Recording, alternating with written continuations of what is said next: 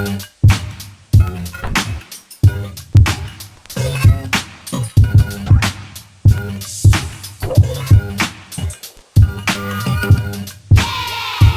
are going to need tart apples, a half a cup of sugar, a half a cup of buttermilk, Wonder flour, vegetable oil, and cinnamon and sugar to taste. Mix your sugar and your buttermilk together. Peel and slice your apples. To prevent these from turning brown, you're going to want to put these directly into the buttermilk sugar combination that you got going on and let them sit for a second. Wonder flour can be found in any baking aisle at your local grocery store, so you're going to want to shake that into a shallow plate and then just toss around the apples in it and cover them completely. Pour your vegetable oil into a pan and let that heat up, and then add your apple slices. Keep your eye on them and turn them until they are a golden brown. Do not let them sit and burn.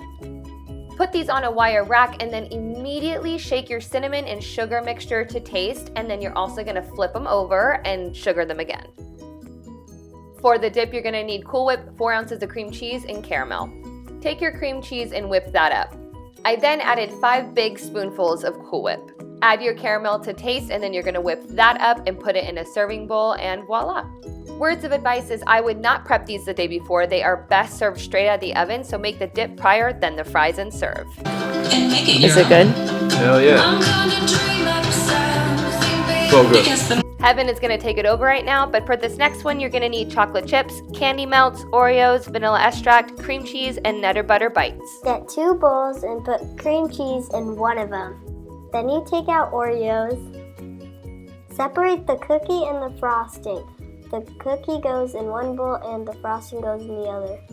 A butter knife works well to take off the cream. Now take the cookies and blend them up. Now add a touch of vanilla extract. Whip it all together and add some cookies and whip it more. You want to add all your cookies and whip it all together until you get something that looks like this. Now it might look like dog poop if you scoop it into that dog poop shape. Oh my god. Now scoop it up and roll into tiny balls. I ate a couple, but then you have to put them in the fridge. And you want them to be hard, and then you're going to take them back out and kind of mold them into an acorn shape. Then you put them back in the fridge, then melt your candy melts. And you want your candy melts to be the consistency that you see here. Then you're going to take some straws and styrofoam. Then you stick the acorn into the straw, then melt it in the chocolate. So you want to stick the acorn on the straw and then dip it around in the chocolate, and then you're going to stick that directly into the styrofoam for it to dry. Take off your acorn off your straw, then just recycle your straw. By reusing them for the other acorns that you have left to do. Now you dip your acorn with the hole in the chocolate, then put your Nutter Butter thingy on top. Then you take a tiny bit of chocolate, then put little tiny chocolate chip on top. Put those back in the fridge until you're ready to serve. For these guys, you need pie crust, maple syrup, pumpkin puree, pumpkin pie spice, 2 cookie cutters, an egg, some lollipop sticks, a fork, and brown sugar. Now take a half a cup of pumpkin puree and then put it in a bowl. Now add a 1/4 cup of brown sugar, a half a teaspoon of pumpkin spice, and about a tablespoon of maple syrup. Then mix it all together. Take an egg and beat it and set this aside. Now take your pie crust and cut little pumpkins out. Now you want to put those on a lined cookie sheet. Now press your lollipop stick super hard into the dough so it won't fall off. Now you want to take your brush and take some of your beat egg and then put it on there. You want to take your pumpkin pie mixture and put a spoonful on each one.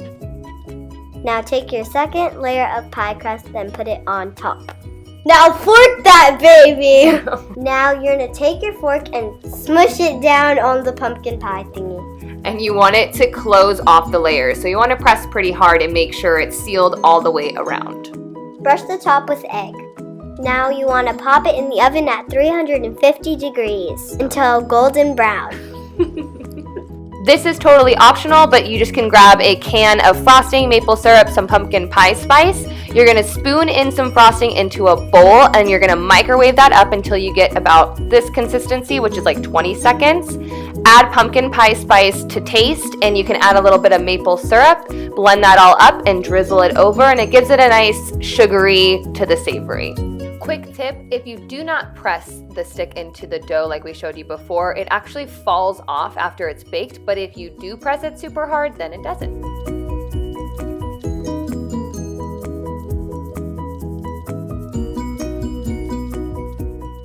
You want a store-bought pumpkin pie, whipped cream, and a couple cookie cutters. Cookie cut it as many times as you can. Now put these babies in the fridge until you're ready to serve. Now put the whipped cream on them when you're ready, about to serve. Yeah, you want to put these on right when you're about to serve them, because if you don't, or if you try to do it beforehand, it melts and it looks kind of weird. That's the only thing I don't like about this Pinterest dessert.